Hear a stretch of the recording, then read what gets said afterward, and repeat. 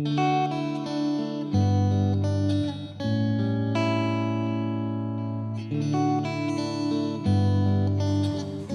वालेकुम everyone, welcome back to my YouTube channel. मैं ठीक हूँ, उम्मीद है आप सब भी ठीक होंगे। अगर आप मेरे यूट्यूब चैनल पर नए हैं तो चैनल को सब्सक्राइब करना और बेल आइकन को प्रेस करना ना भूलें, ताकि जब भी हमारी कहानी का कोई न्यू एपिसोड आए तो आप देखना ना भूलें। और आप हमारे साथ हमारी कहानी के एंड तक बने रहें, ताकि हमारी कहानी में आने वाले नए नए मोड़ आपको दिलचस्प लगें। और अगर आपको हमारी कहानी पसंद आए तो लाइक कीजिए, कमेंट कीजिए, शेयर कीजिए और चैनल को सब्सक्राइब करना ना भूलें। तो चलिए रुख करते हैं हमारी कहानी छिपे हुए जज्बात, तबरेज़ और शमा की लव स्टोरी के एपिसोड 10 की तरफ। हाँ, मैं तुमसे बहुत मोहब्बत करती हूँ। शमा ऐसे फट पड़ी जैसे दबा हुआ ज्वालामुखी फट पड़ा हो। शमा अपना हाथ तेज़ी से छुड़ाकर दूर जा खड़ी हुई। तबरेज़ ने शमा की शख्सियत पहली बार देखी थी। वो चुपचाप खड़ा था, वो बोले जा रही थी, वो सुन रहा था, वो रोए जा रही थी। उसके आंसुओं की इंतहा नहीं थी। हाँ, बहुत मोहब्बत करती हूँ मैं तुमसे, शायद खुद से भी ज़्यादा। लेकिन मेरी मोहब्बत पर बाप के भरोसे का पलड़ा भारी है। वो मुझ पर अप्पी और दोनों भाइयों से ज़्यादा भरोसा करते हैं। मैं चाहे मर भी जाऊं तड़प तड़प के, लेकिन मैं उनका भरोसा नहीं तोड़ूंगी। आगे बढ़कर तबरेज़ ने उसे अपने सीने से लगा लिया। उसकी आगोश में आकर वो फूट फूट कर रो रही थी। पहले तो मैं सिर्फ तुमसे मोहब्बत करता था, लेकिन अब तुम्हें पूजने को दिल कर रहा है। मुझे फ़क्र है कि मैं ऐसी लड़की से मोहब्बत करता हूँ जो कुर्बानी का मतलब बहुत अच्छी तरह जानती है। मैं तुम्हारे रास्ते में कभी नहीं आऊँगा, इसी वजह से तुमने अपने जज्बात छुपाए थे। तुम्हारी कसम शमा, तुम मेरी किस्मत में नहीं हो तो मैं किसी और से कभी भी शादी नहीं करूँगा।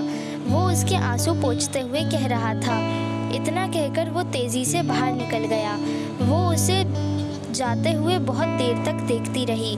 उसके जाने के बहुत देर बाद तक वो बुत बनी खड़ी रही। वो दिन भी आया जब तबरेज़, गुलरेज़ और शादमा को सब एयरपोर्ट छोड़ने गए।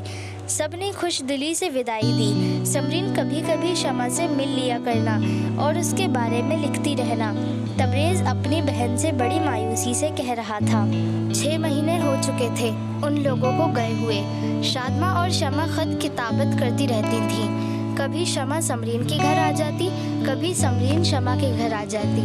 एक दिन अचानक इमरोज़ की अम्मी, समरीन की अम्मी और ख़ुद इमरोज़ अचानक ही आ गए। सलाम करते हुए शमा ने उन लोगों को बैठने के लिए कहा। शमा, तुम्हारी अम्मी कहाँ है बेटा? मैं अभी बुला कर लाती हूँ। अम्मी उन लोगों के पास ही बैठी थी। शमा नाश्ता ले आई। आओ बेटा, हमारे करीब आकर बैठो। इमरोज़ की अम्मी ने शमा से बड़े प्यार से कहा। आज से शमा हमारी बेटी है। शादी की तारीख जल्द से जल्द ही तय करने आएंगे। हमें शादी बहुत जल्द करनी है। इतना सुनते ही शमा को ऐसा महसूस हुआ जैसे उसके पैरों तले से किसी ने ज़मीन खींच ली हो। उसकी आंखों से आंसू ना रुक सके। सब समझे कि शादी की बात सुनकर रो पड़ी होगी, लेकिन कोई क्या जानता था कि ये तो तबरेज़ की मोहब्बत है जो आंसू बनकर आंखों से निकल पड़े हैं। इमरोज़ की नज़रें उसी के चेहरे पर जमी हुई थीं। वो उठकर वहाँ से चली गई। शमा जाकर अपने बिस्तर पर गिर गई। बिस्तर भी उस वक्त कांटों का मालूम हो रहा था। उसे तबरेज़ की एक एक बात याद आ रही थी। तुम्हारी कसम शमा, तुम मुझे नहीं मिली तो मैं कभी किसी से शादी नहीं करूँगा। मैं तुम्हारे रास्ते में नहीं आऊँगा। शमा, तुम ऐसा मत करो। तबरेज़ तुम्हारे बिना मर जाएगा। दिल पुकार पुकार कर कह रहा था। एक बार फिर दिल दिमाग पर हावी हुए जा रहा था। वो शिद्दत से रोई जा रही थी और कह रही थी, तबरेज़ तुम आ जाओ, आ जाओ तबरेज़, तुम्हारी शमा तुम्हें पुकार रही है। रूस में इस वक्त आधी रात का वक्त था। सब सो रहे थे। तबरेज़ अचानक चौंक कर उठ गया। उसको ऐसा महसूस हुआ जैसे शमा उसे पुकार रही हो। वो घबराया हुआ था, चेहरा पसीने से तर हो रहा था। उसको बहुत घबराहट हो रही थी। किसी ने सही कहा है, सच्चे दिल की सदा दिल ज़रूर सुनता है। वो टेरेस पर चला गया। गुलरेज़ की नींद खुली तो उसने तबरेज़ के कमरे की लाइट ऑन देखी। वो उसके कमरे में गया। तबरेज़ वहाँ नहीं था। वो टेरेस पर चला गया जहाँ तबरेज़ खामोश खड़ा था। उसे गुलरेज़ के आने का पता ही नहीं चला। न जाने वो किन ख्यालों में खोया हुआ था। गुलरेज को नौकरी की वजह से अच्छा फ्लैट मिला था। तबरेज़ इन लोगों के साथ रहना नहीं चाहता था। उसने अपना इंतज़ाम हॉस्टल में कर लिया था, लेकिन गुलरेज और शादमा के बहुत इसरार करने पर वो भी इन्हीं लोगों के साथ रहने लगा था। तबरेज़, क्या नींद नहीं आ रही है? गुलरेज, तुम इस वक्त यहाँ?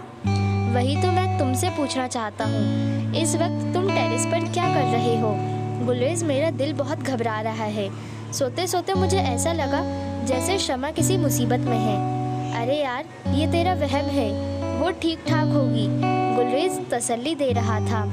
तबरेज़ और शमा के बारे में गुलरेज और शादमा को भी पता था। शमा के लिए तबरेज़ बहुत पसंद था शादमा को। उसने सोचा था कि घर पहुंचते ही अम्मी से इन दोनों के रिश्ते की बात करेंगी। अरे यार, सुबह होने दो, हम लोग फ़ोन करेंगे, गुलरेज उसका दिल रखने के लिए बोल रहा था। अभी तो सो जाओ, तुम चलो, मैं अभी आता हूँ। गुलरेज चला गया, लेकिन तबरेज़ की आंखों से नींद कोसों दूर थी। उसे शमा की यादों ने घेर लिया था। उधर समरीन भी इस रिश्ते से परेशान थी। इधर तबरेज़ की सुबह बड़ी मुश्किल से हुई। सुबह फ़ोन करने का सोचा तो पहले ही फ़ोन की घंटी बज उठी। हेलो, कौन बोल रही हैं आप? गुलरेज को फ़ोन पर बुलाओ। मैं गुलरेज ही बोल रहा हूँ। बेटा, मैं तुम्हारी अम्मी बोल रही हूँ। अम्मी, अस्सलाम वालेकुम।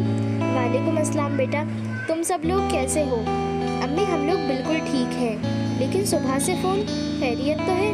सब लोग ठीक तो हैं? हाँ बेटा, सब ठीक है। एक खुशखबरी है, हमने इमरोज़ की शादी तय कर दी है। 1 हफ्ते बाद बारात है। अम्मी, इतनी जल्दी?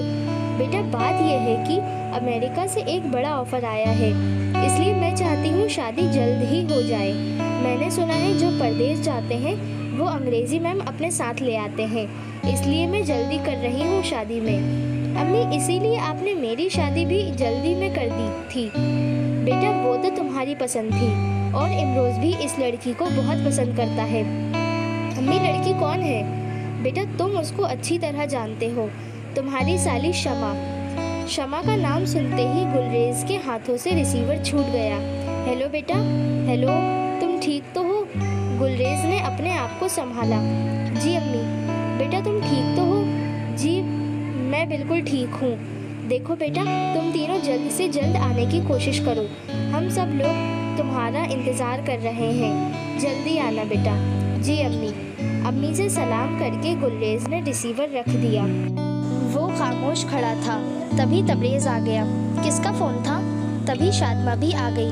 किसका फ़ोन था? घंटी बज रही थी, मैं किचन में थी, आपने फ़ोन उठाया था ना? किसका फ़ोन था? गुलरेज को इस तरह खामोश देखकर शादमा और तबरेज़ दोनों घबरा गए थे। किसका फ़ोन था यार? घर पर सब लोग ठीक तो है ना? कुछ तो बोलिए आप, क्या बात है? शादमा उससे बार बार पूछ रही थी।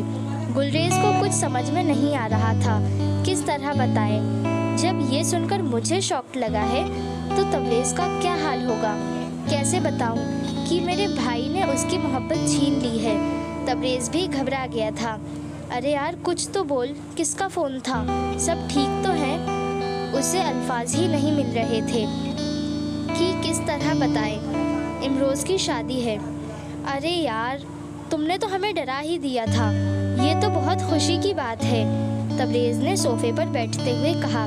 तबरेज़ और शादमा दोनों खुश हो गए। आप क्यों परेशान हैं? ये तो खुशी की बात है। आपको अम्मी ने लड़की का नाम तो बताया होगा, कौन है, कैसा ख़ानदान है और क्या नाम है उसका? शादमा गुलरेज से पूछ रही थी। तुम लोग घर को, ख़ानदान को, लड़की को अच्छी तरह जानते हो। अच्छा, तो क्या नाम है उसका? पता तो चले मेरी देवरानी कौन बन रही हैं। वो कोई और नहीं, तुम्हारी बहन शमा है। इतना सुनना था कि तबरेज़ खड़ा हो गया। उसे ऐसा लगा जैसे उसके सर पर आसमान टूट गया हो। वो गश खाकर सोफे पर गिर पड़ा। आपने हमारी कहानी यहाँ तक सुनी। आपको हमारी कहानी कैसी लगी हमें कमेंट करके ज़रूर बताएं। अगर पसंद आई हो तो लाइक कीजिए, कमेंट कीजिए, शेयर कीजिए और चैनल को सब्सक्राइब करना ना भूलें। तो चलिए मिलते हैं हमारी कहानी के नेक्स्ट एपिसोड में। तब तक के लिए खुदा हाफिज़ and thank you for watching.